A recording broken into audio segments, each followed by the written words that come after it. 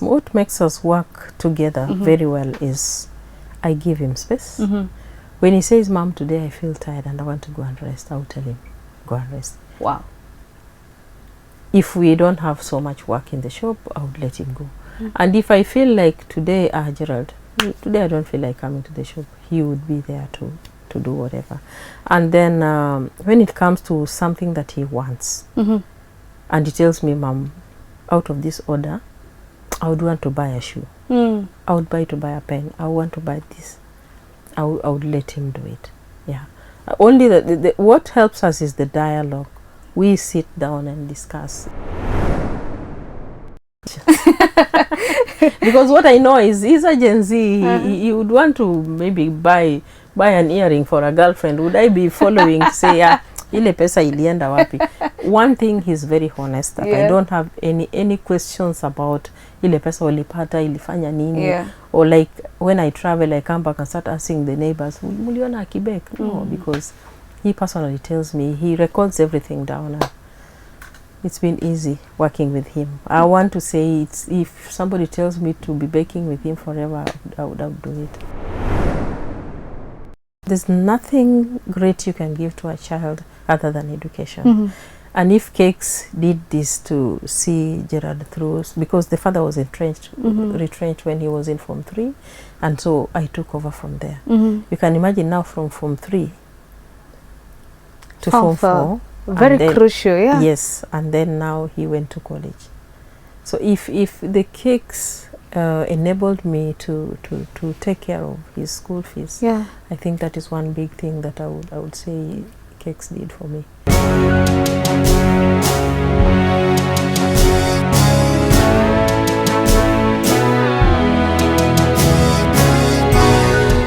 Welcome to yet another episode of Life in Focus here at Lifelines Network with me, your host, Miss Noni. Today we have a guest in studio who has a very inspiring story, a story that will be touching both parents and children, because she's talking about something that I know every parent out there wants their child to learn. When we think of something that we want to leave our children, when we think of a business, when we think of a legacy, the question rises then, will our children take care of this legacy and will they continue it? Today, we are speaking to a lady who took on the legacy left behind to her. She nurtured it and now she's about to hand it over to her own child. I'm speaking of none other than drum rolls everybody.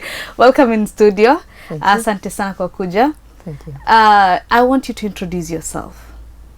I'm Mrs. Gracie Odongo. I am a mother of 3. Yes, and a baker. A mother of 3 and a baker. So a mother of 3 and a baker. Let's focus on the baking part of it. You are a baker, but I understand that you learnt it from your parent. Please tell us about that. Well, growing up as a child, I stayed with my stepmother. Her name is Olivia. She used to bake. And like during Christmas, we would wake up and find the kitchen. She's very busy and the kitchen is full of biscuits, cakes, you know, cookies and everything. Yeah, so that's where I got the passion, because every time she was working, we would be there assisting her. And so when I got married, I started baking for my children. Like say a child has a birthday, we just do a cake, or maybe you have visitors or we are traveling, I just do a cake for us to carry. And then now the neighbors having tasted the cakes and like, hey, these cakes are nice. Then somebody would be coming to say, why don't you bake for me? That is how I started, and then I started taking to the shops. Yeah, and I didn't know much about, because I had not gone to college about it. I didn't know much about the icing part of it. So I remember one day taking just sugar. I made like buttercream, and I smeared it on the, I did like frosting on the cakes and took them to the shops, and people liked it. And that's how I just said, if the people have tasted and they like it, then I think I can do better. But then now the interest came so much after my wedding. I did my wedding and I went to, there's a lady who was she was the only lady who was baking then, Mrs. Ketoyo in Nyali. Mrs. Ketoyo in Nyali, so she baked for me a cake that I had never seen before. Like when I go to her place, she had magazines. Those days there was nothing like YouTube, so people were using books, magazines. So when I went there, she showed me the magazines and I was like, are these cakes? And she told me, yeah, they're cakes. So she did a cake for me for my wedding. And after the wedding, when I went to give her the balance, that's when I asked her if she could maybe train me or something, that I was interested. And she said, fine, you go look for 30,000 and come. Wow. That 30,000, getting the 30,000. I didn't know that she was joking on, but she said, go look for 30,000 and come. Now, so, question, how long was this? How long ago, I mean? That is in 1995. Wow. So we're talking about 90s right now. And you talk about like near last year. Can I bet after 30,000? No, when I started baking like the small cakes, it was like 1995. But as in for the apprentice, yeah. When for the apprentice, I went in 2004. Oh, so literally 9 years later. Yeah. Now, for you, I understand that you got the interest to bake from your stepmom. Now you've made it sort of a small business for 9 years. You've gotten the apprenticeship.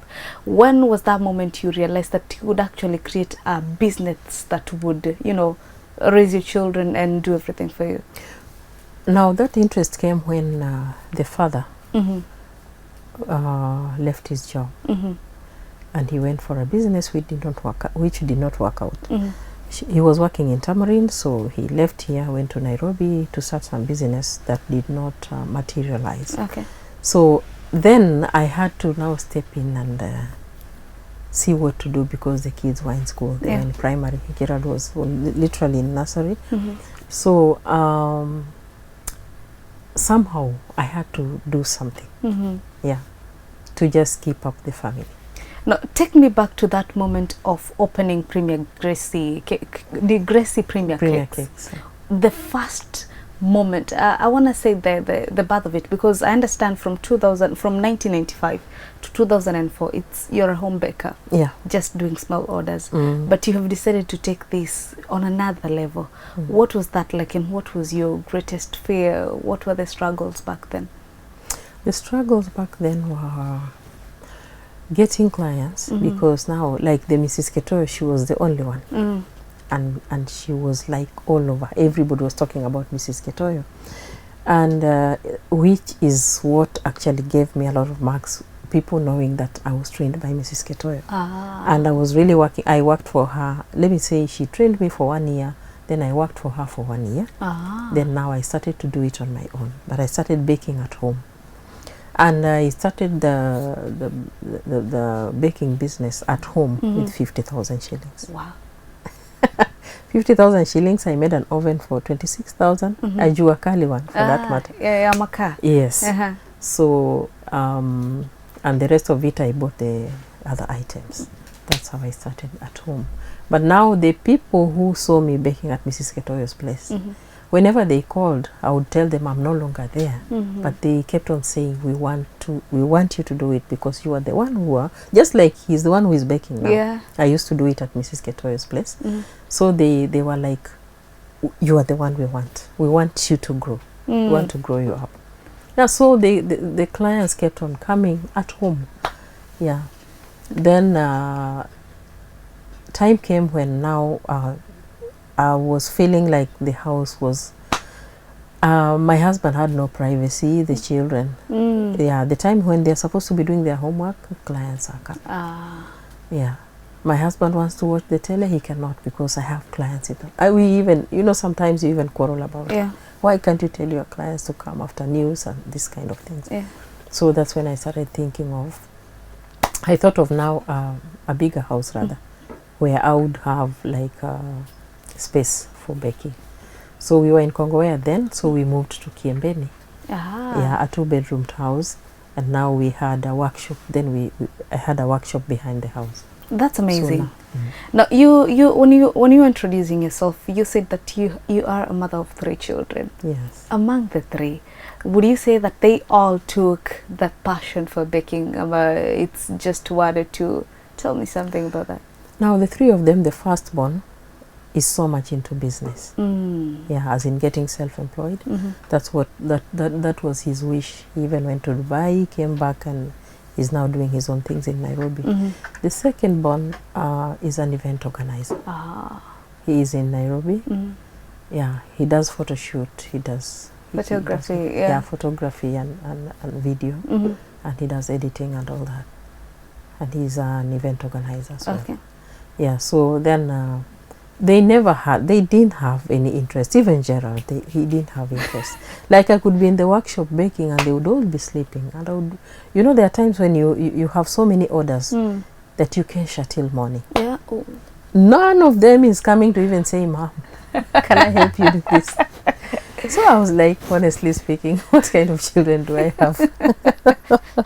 But now, okay, once in a while I would tell Gerald, come and do this for me, like, help me write the name on the cake, or help me shape this, and he was good in that.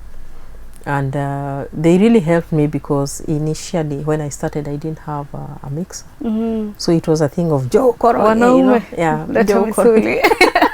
that one they did, and they were doing it at intervals. So today I did it, tomorrow the other person will do it, and like that. So Gerald, one day, I can't remember really what happened, but he used to think of what would happen in case I'm not there. So one day he just called me and said, Mom, come. We went to the workshop. We had not opened a shop. He is now the one who made me feel like opening a shop, because now I had a partner. Like I've traveled, somebody is there to take care of the shop. So he came and told me, Mom, just come. I went to and then I thought maybe I left the place messy or something. So when we got there, he said, Mom, there's something I want to tell you. I said, I'm all ears.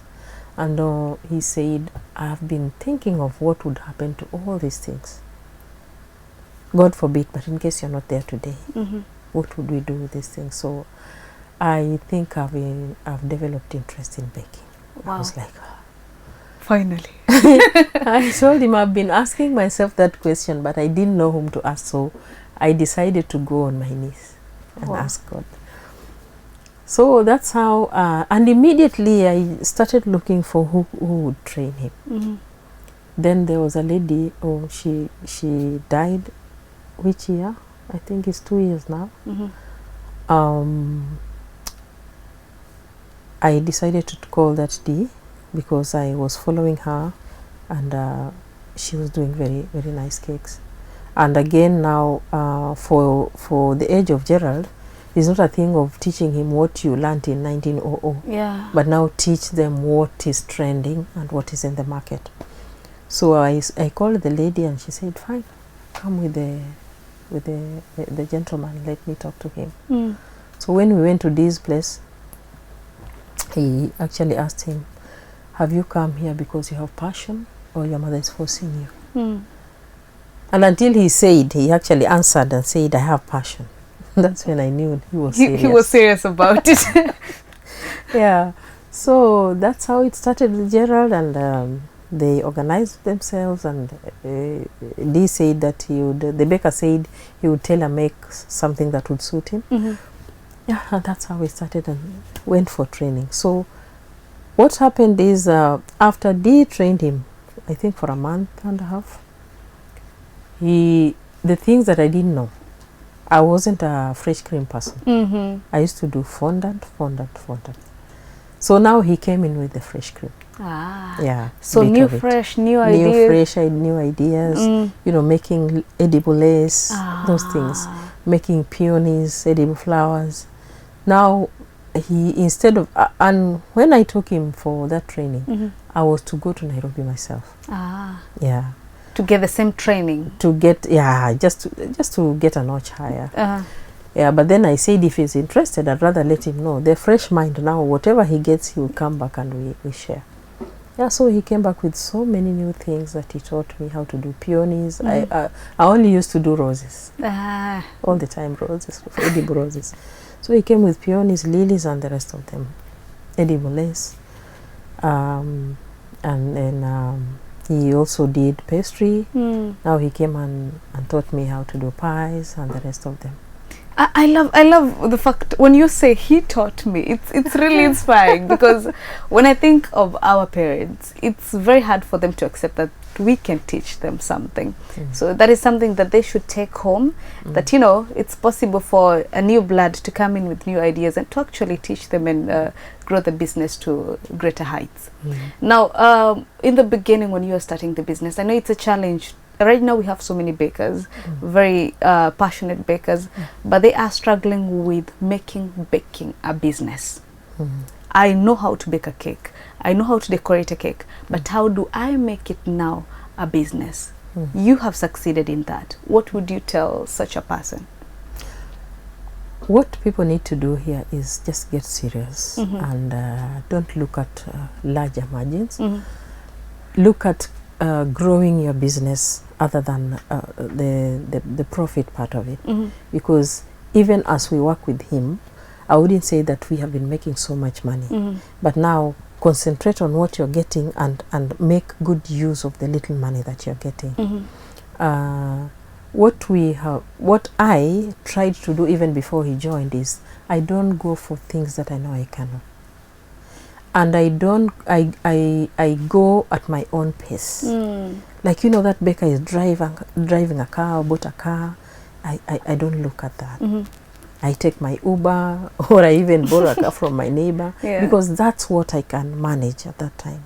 But you see now, people go doing things that at the end of the day, they don't get profit out of it. Like so and so has opened a shop, he has branded a shop, blah, blah, blah. And you know, for you to do that, you either have to get a loan or maybe you have a husband who has money. Because like many of my friends, they used to tell me my husband gave me 5 million to start my business. My husband gave me 1 million. And I tell them I started with 50,000. Then they would be laughing and say, you mimi siwezi. So many things. Even at Mrs. Ketoyo's place, as she was training me, we were 5 women when we went. But then now the people who are coming there, they are like, mimi sioshi vyombo kwangu. Why would I be washing vyombo here? So Ketoyo saw that I was a little bit different because now I have come for training. We are using a kitchen. How the hell do you just leave the kitchen in messy? You leave the kitchen messy. You have to at least clean up. Actually, baking is about cleaning as you work. Yeah. So people should be the people they are. Just be yourself. Don't be somebody else. Don't be another baker because you don't know where that baker is getting money. Yeah, maybe the husband is well up to do and is supporting her. There are people who don't get support. So if you're not getting support, you just try and do the little you can.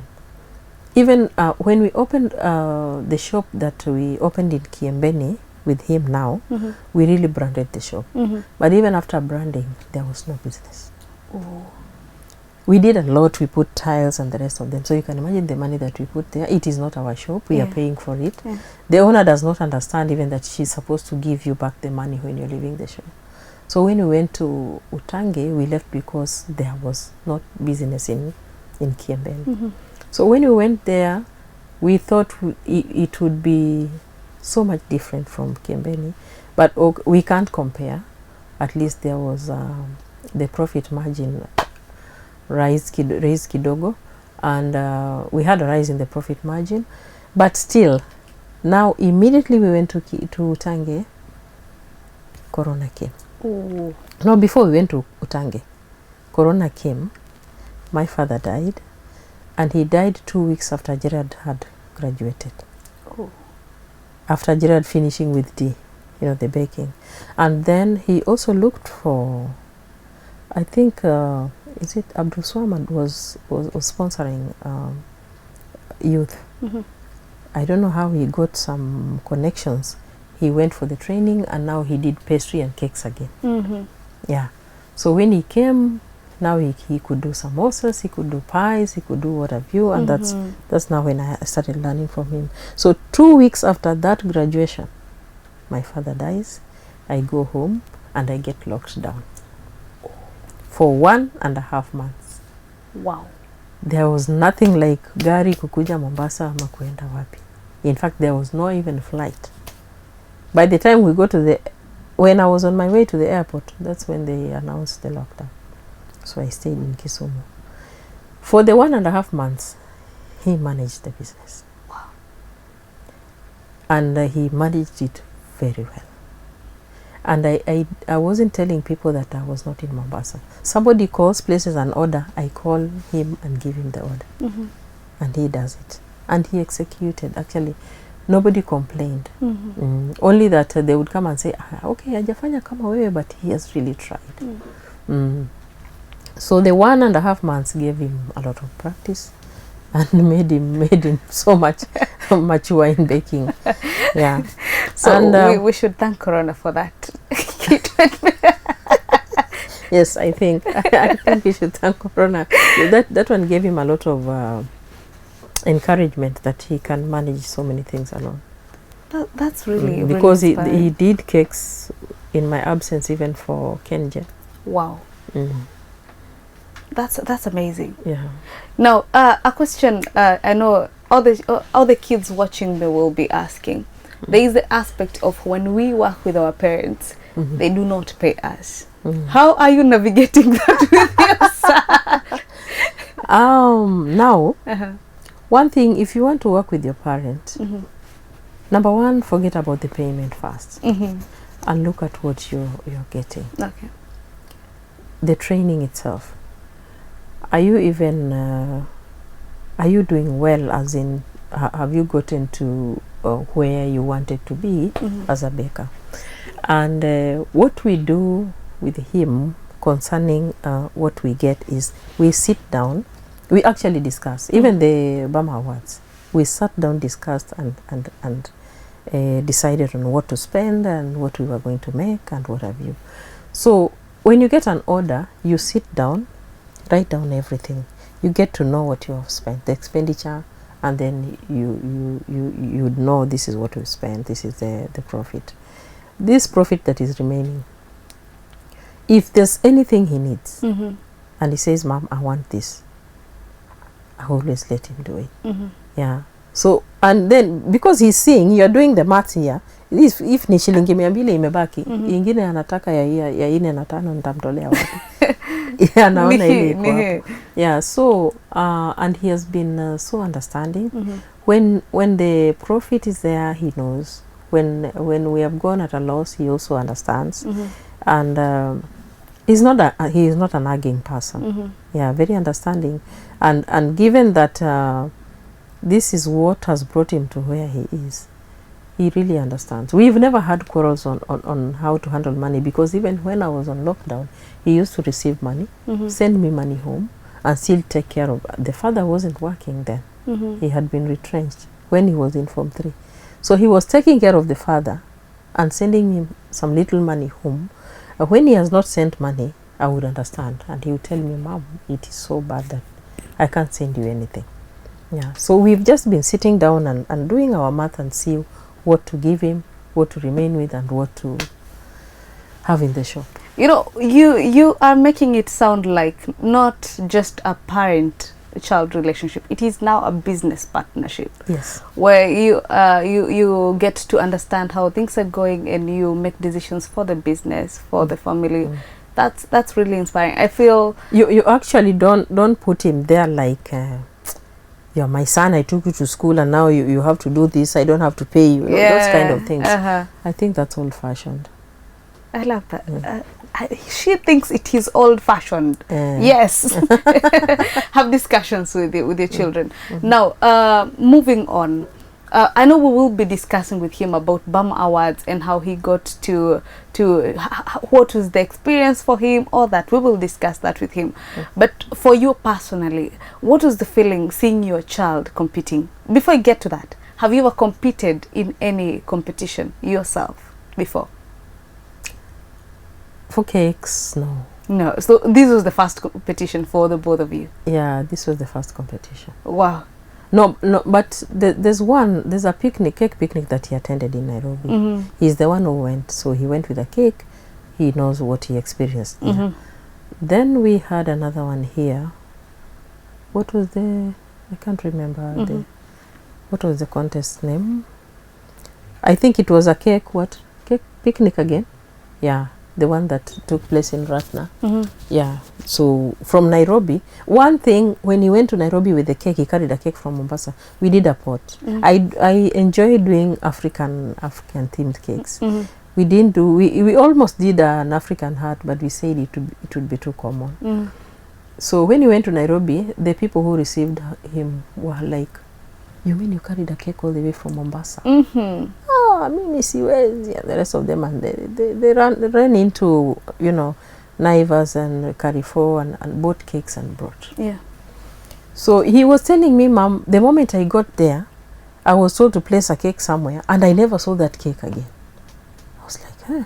So when he asked the judges, they were like, if you have not seen your cake, my friend, just know that it is one of the best. Wow. So and somebody came and took it and... no, the judges, I don't know where, they went and... the cakes that were standing out were being kept elsewhere. So the ones that were left there for people were those that were bought in Carrefour and the rest of them. Or maybe the people, you know, sometimes you've made a cake, you're not even serious. So you're going for a competition or a picnic, do something that you think will stand out. So when he came back here now, when we went to Ratna, we did Chef Scott. So that one also, I think that is now the one that I can say that I saw, or the first one that we went to. It wasn't a competition as such, but there was tasting of cakes, and he will tell you what they told him about the cake. He was also one of the most creative bakers that were there. So I think that is how this Bama Awards came about. Now, when we are, during the competition, Bama Awards, you are watching him. You already know what he's making. You're looking at the time, the process. What is the feeling for you as a mentor, as a mother, as a business partner? What were you feeling? Okay, one thing I knew, I came there with him knowing that he was going to win. I was not even thinking of number 2, I was thinking of number 1. Why? Because the confidence that I have in him. He's somebody who can really, he takes up his duties, as in, with so much zeal. And he told me, Mom, this one, don't even worry. Yeah, I'm going to do it. Confidence reloaded. Confidence reloaded. And thinking of what we thought of doing, the oven, he kept on saying, Mom, I don't think anybody would think about doing an oven. Definitely. Now, I was so confident that he was going to make it, but at a point I saw him like just go down. He just went down. The reason being, you know, we were told that we should do everything at the venue. So we came basically to do everything there. So I think I don't know what happened to him. At a point I just saw him going down, and now I didn't know whether I was allowed to even talk to him. So I told one of his cousins who was there, go and tell Gerard he's doing good. He should not worry. Yeah, but I think he was looking at the time and now what he was doing, and I thought, actually wished we did part of it at home. But again, when I sent the cousin to go and talk to him, he said, no, I'm good. I'm okay. No, hii nitamaliza, usijali. But at a point when it was like 30 minutes to time and he was not yet through and things were not working out for him, you see the AC and fondant. They're not friends. Yeah. They're not friends. I saw the hard time that he was going through to roll and to even attach the, doing the corners of the cake and the rest of them. I can't explain what I was feeling then. Yeah. I was feeling like going there to help him, but again, I think it wasn't allowed. Yeah. That was unfortunate. One thing I noticed about is you were the most anxious person in that room. Even you were more anxious than he was. You were just I wasn't sure looking at the time whether he was going to finish on time. Yeah. And now I was so much into this winning. One thing it was going to give him, if he had not even gotten number 1, number 2 or 3, it would have really demoralized him. For sure. Because one, he actually told me, Mom, let's not do an ordinary cake. Let's do a fruit cake. Fruit cakes are very expensive. And we do cake, our fruit cake, actually we were supposed to carry, I'm sorry, we forgot my cake. We remembered. He will bring tomorrow. we do with nuts, fruits, and our fruit cake is just it's a real fruit cake. So it is expensive to do a fruit cake. It was a 12 kg cake. 12 kg cake, and we didn't look at sometimes you don't look at the loss, but you look at what you're going to present and how you're going to execute it. And of course, if you want to get money, use money. I love that theory. Very. If you want to get money, use money. Yeah. And I'm glad that he was so contented and pleased with what he had baked. He did everything from scratch. Wow. Well, that's inspiring. I know we will be bringing Gerald. I think his episode will run before yours run. Because people need to understand Huyo. They need to understand the guy we are talking about in the background. And when we were discussing about who is to go and contest, he didn't tell me he wanted. Gerald, what he does is he lets you decide. He lets you decide. He doesn't make even if he wants it that way, he will put it to you as a question, so that you make a decision on whether to go his way or But again, I wouldn't have wanted to be the one to contest, because I think I'm aging, I'm not growing younger. I need to maybe go back to the village and leave him here. Maybe actually our idea was to leave him here, and then I can go and get maybe have a branch in Kisumu. If he gets our plan is, if he gets a job that needs my whatever, your expertise, my your expertise help, or something, I can always come do it, help him do it, and go back.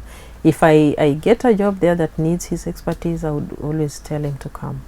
That is the plan that we had, and that is why I wanted him to actually get to the Bama Awards, contest, and get the feeling, and also get the network. Get the network, let the people see, because many people come to the shop, they don't believe that he's the one who bakes. So they come and find him, and then it's like, nitakuja mama akija. Yeah. But they needed you needed people to see. I needed people to see that he is the one. He's able to do it. There are those who even came to the shop and they come and find him baking. Yeah. So I'm glad that he did it from scratch to the end. I love that. Now, I would like to take this opportunity to appreciate you on behalf of all Gen Zs who are watching right now, because to me, when I was talking to you, I saw the picture perfect of a supportive parent. And I was speaking to you, I realized that it is the truth. It is the truth. I got that clearly. And it's something that you should keep up, and we are wishing you all the best. We hope that you get to have more branches. I understand that you are taught how to bake. You taught him. He went to school for it, and you have somebody younger that you are nurturing. He has a nephew who is 5 years. That he's nurturing you to get to next baking. Year we want him to start. We'll get him a small apron so that he can. By the way, when I'm busy and Gerard is not there, like Sundays we usually don't open, and Sundays my house help doesn't come. So if I'm in the shop with him, I would be telling him, kata hiyo number unipatie. Wow. Like when I'm doing the names on the cake. maybe I have already cut them, and then I just tell him, nipatie N, give me N, give me S, give me that, and he will be doing it. Yeah, that's amazing. No, something else. And that's how he started. I just used to tell him, njoo uniandikie jina kwa keki. It starts with the most basic things. Most basic things. And now he's winning awards. Ama njoo unikatie hii bat or whatever, because you know sometimes somebody has given you money that you find doing an edible paper expensive. So you try and do some artwork that can look at the edible or whatever. I love that. Now, most of his friends come to our shop and they ask how we relate. You know, they don't get to know how ni aje yani collabo. You know, the collabo is it doesn't. Speaking from the perspective of okay, we all have that dream of working with our parents at some point, but it fades out once you turn 24 and you realize that the thoughts you have, the dreams that you have, are very different from what your parent has, and sometimes the two do not merge. Maybe you're not willing to accept what they have, or they're not willing to accept the new ways that you're coming in with. So it's really inspiring. What makes us work together very well is I give him space. When he says, Mom, today I feel tired and I want to go and rest, I'll tell him, go and rest. Wow. If we don't have so much work in the shop, I would let him go.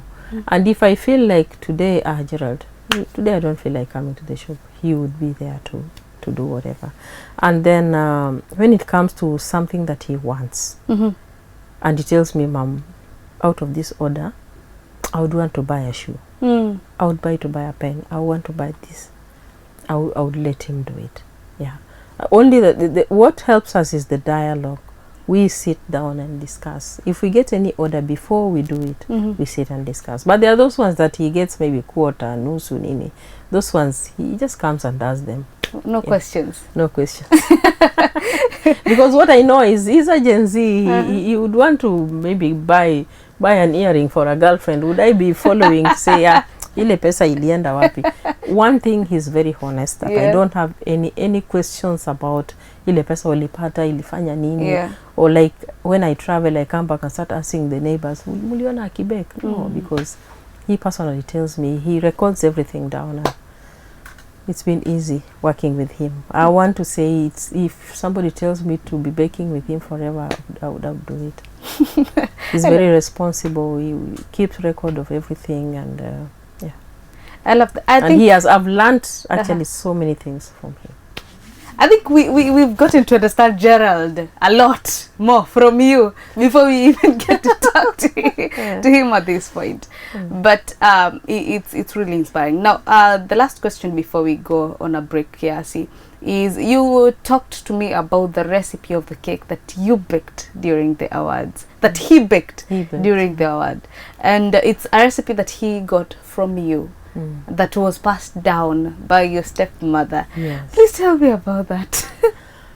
Okay, like I told you, in our home, my father used to have so many friends, and so many visitors used to come to our home. Yeah. And anytime visitors came, there was baking and whatever. Even when the father came for dowry in our home, yeah, they baked a cake for them. So it is something that I liked as a child. And when I started baking, I didn't even know where to get the fruits. But I'm glad now. What helped me is Mrs. Ketoyo. Whenever he sent me, he made me know everywhere. When I want to get fruits, I know where to go. So when I started baking, I really was I was convincing all my clients to go for fruitcake. Because number one, I didn't have any other recipe. That's the only recipe you knew. Wow.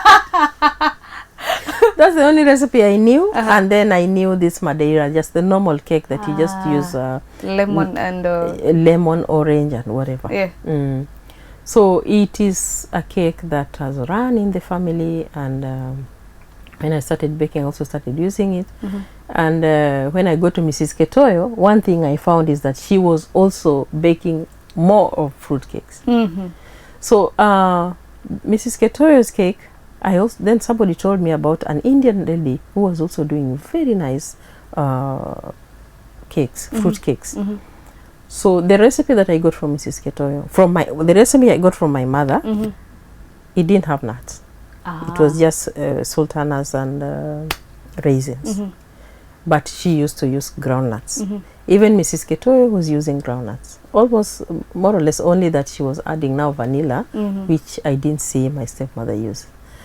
Then when I now visited this Indian lady, now she added you know, nuts like cashew nuts, pistachio. Yeah. So more of the nuts now. More of the nuts. Actually, 4 types of nuts. Wow. Yeah, macadamia, pistachio, almonds, yeah, and groundnuts. Now the Indian lady used to mix all that with the fruits. So that one now gave our cake a different taste, because now I merged Ketoyo's recipe and she was called Nargis. So two powerful recipes came together to create now your fruit cake. Yes. I was honored to have a bite of your fruit cake, and it was really, really good. And I hope that you get to tell our viewers where the cake they can get the cake. Probably somebody is watching it, they're like, okay, I want to try that one. But we will be doing that when we come out of this short break. When we are going to the break, please make sure that you go to our social media channels. That is TikTok, Facebook, Instagram, everywhere. We are Lifelines Network. Give us a follow, comment, subscribe, because this is where we post all the updates of all the interviews that we do right here. See you in a second.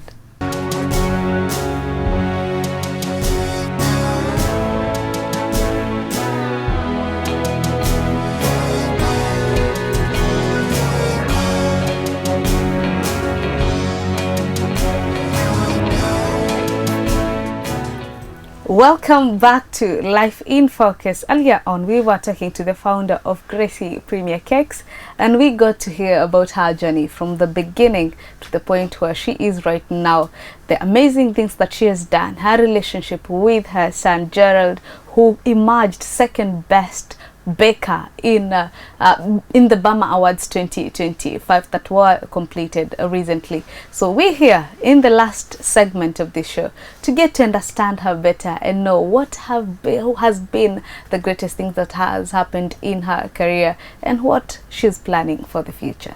Karibu sana. Sasa when we talk about from day one of baking in 2004 in 1995 to the point that you are here, Sai, in 2025. Tell me what has been, I want you to highlight them. I don't know in what order, but the greatest things that have happened because of baking or because of this thing that you are doing. Well, the greatest thing that I would say has happened to me is, one, it has given me an opportunity to meet people I never thought I would meet. Like, just to mention that we were lucky to do the Azimio ya Wanawake, and I was actually standing next to Ida.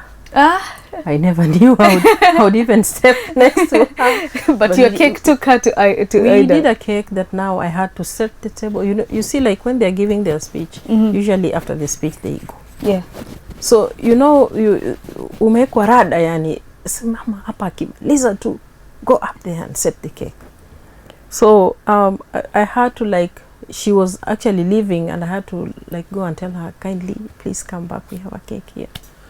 So that one gave me even photos with her. Yeah, that is one. The next one that I would say is there's nothing great you can give to a child other than education. And if Cakes did this to see Gerard through, because the father was retrenched when he was in Form 3, and so I took over from there. You can imagine now from Form 3 to Form 4. Very crucial, yeah. Yes, and then now he went to college. So if the Cakes enabled me to take care of his school fees, yeah, I think that is one big thing that I would say Cakes did for me. Now, the other one is getting to travel. I have traveled to so many places. Yeah. Yeah.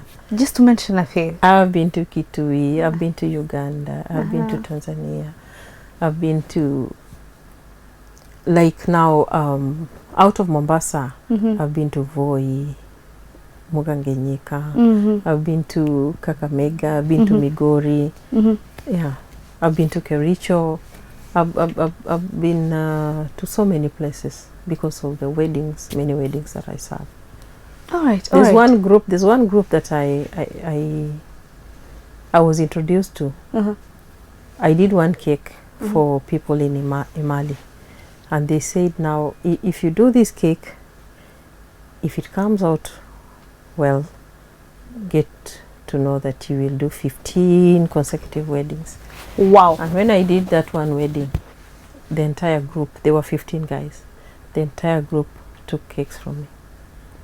And it was every month we go to either Kitui, Machakos, Emali, yeah. Wow. Katonzweni and all those places. I do not operate very well under pressure. So I'm thinking, I'm worried if I was the one given the challenge that if you make this one good enough, you would make 15 consecutive cakes. That would be one of the cakes that I make when I'm under so much pressure. I went out of my way and overdid it. Knowing that more would come. Yeah, there's hope for more orders. Now, we wish that we would get to see the photos of those cakes, photos of you next to Ida, photos of you, you know, all those things. Now, you also talked about something that happened in the showground because of cake. Please also talk about that. Yeah, we were actually requested to do, we were 3 women. We were calling ourselves Mariwa Women Group, but it wasn't a group as such. Only that I had a friend who was doing something to do with textile, and I was baking, and the other one was doing food. Yeah. So we merged our items and we showcased at the showground. And that time I remember doing, I did that cake that was a Kenyan flag theme, and when they saw it, they actually said, this one will take it to the table where visitors will be signing. Oh, wow. And it was taken to the table where they told me, if you see the minister coming to this table, then know that the president also will pass here. Wow. So that's when we welcomed Arab Kirwa, the then Minister for Agriculture, I remember. Yeah. And the following day, Kibaki came. Wow. Then the following year, it was Uhuru Kenyatta. So 2 consecutive years. 2 consecutive years. 2 different presidents. 2 different presidents. And you meet them both. And I met because them. Of cake. And this time I can't remember when Saitoti was an assistant of who. I can't remember. It is Saitoti who came and saw the things that we were having. The lady with whom we were was having bed she did very nice bed covers. And he came and said, oh, I didn't know women can do this. Wow. When you want these things, we go to the supermarkets and the rest of them. So I gave these guys a chance to go to Nairobi. So they catered for our transport. They catered for, we were given money to make whatever we wanted to do. And we were given a house, Mkulima house at the showground. Wow. Where we used to stay. That was the biggest thing that I ever that ever happened to us. So I and my friends, we gathered what we had and we went to showcase. They said the person dealing with textiles will take the care of the sitting room and the bedroom. Wow. So you tandika the vitamba, and the person doing cakes, you will take care of the kitchen. Wow. Now the person doing food, we actually merged with the person who was doing food. So our cake was in the sitting room for people to come and see, and another one was at the entrance. Wow, so you literally exhibited? I exhibited, yes. A cake? Yeah, a cake. Wow, okay, that's so really a cake, but powerful. Now this one for the Kenyan flag was at the entrance, but now I did a gourd, an African themed cake, which was put at the stand, Kilifi stand. So when I took the cake there, the judges came and they said, mama wacha mchezo, keki gani unaweza tengeneza kama hii? This is not a cake. They insisted and they said they sent somebody to bring the knife, and when they cut the cake, it was a cake. They cut the gourd, it was a cake, and they said, mama wewe ni mchawi. I said, si mchawi. You people did not believe in me. I told you it was a cake. Yeah.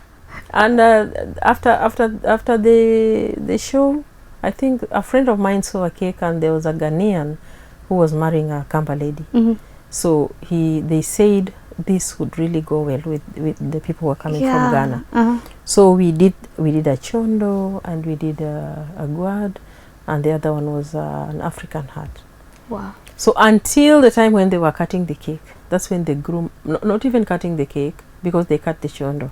But now when he was being given the guad to give to the parents as a present, he thought it was a dummy. So when he carried it, it was like, oh, it's a cake. We wish that we could get to see the videos, the photos. Such moments make you feel like, oh, I've done it. I love that. Those are very beautiful moments. We have loved to hear. We loved your story. It's really inspiring, and it is a story that I know it's still continuing. I know a lot more is coming. More greater moments are coming. It was an honor to have you here, and sadly, very sadly, we are about to close. But before we do that, please tell us where people can get to get to you, how they can communicate with you, how they can order cakes from you, all those. Okay, now we are on Facebook, we are on Instagram, and the rest of them that I think Gerald will share. Instagram, as Gracie Premier Cakes. Yes, Instagram, Gracie Premier Cakes. In Facebook. Yeah, Facebook, Instagram, and which other name? Yet to TikTok. And TikTok. Yeah, and TikTok. Perfect. Thank you so much for coming. Before you leave, I want you to talk to people, or something that you want them to remember you with. A parting shot. A parting shot here, I would want parents, what I have had, I'm a matron of youth in our church, by the way, and I interact with them so much. Many of whom wonder how close I am to my son, and they really wish that they would have mothers who would keep them that close, because they have so many things to share with their mothers, but because there is that gap between them, they can never even sit with their mothers to discuss anything. What I would want to ask mothers out there, be friendly to your children, get to know their talents. Don't want your child to be a doctor, to be a teacher, to be an engineer, and the rest of them. So much money is lying on the work of, on something that somebody can use their hands to do. You're waiting for your son to be a doctor because your friend's son is a doctor. Yeah, you want your son to be an engineer because your husband is an engineer. God gave each and every person different ways of, different blessings. Yeah, and he has created us in different ways, and our blessings and the talents that we are given are also different. So check on what your child is talented in. Right from us, they start to grow. Like now, we have already known that my grandson, he is actually talented in doing things. You see the way he sits down and does something, and we know that already he can do cakes, or he can do something related to anything that he can do with his hands. Let us not wait for our children to graduate, to get degrees that they will not even know where to go with the degrees. He did his chain management and whatever, procurement. He has the certificates. But he looked for the jobs. He applied until he said, Mom, as I wait, let me be assisting you here. But you see now, as he continued working, now the interest grew, that he now says he doesn't even feel like looking for a job. He doesn't want to do procurement anymore. Instead of looking for a job, he would rather work on taking this company to another level. I love that. Thank you so much for coming. This is Life in Focus, another episode, another inspiring story, another hour to be taught about, life. Today we were talking about legacy in business, we were talking about parenthood, we were talking about baking. Noni and cakes. We were talking about baking, and we were talking about so many inspiring moments in the life of our mom right here. My name is Miss Noni. This is Life in Focus on Lifelines Network.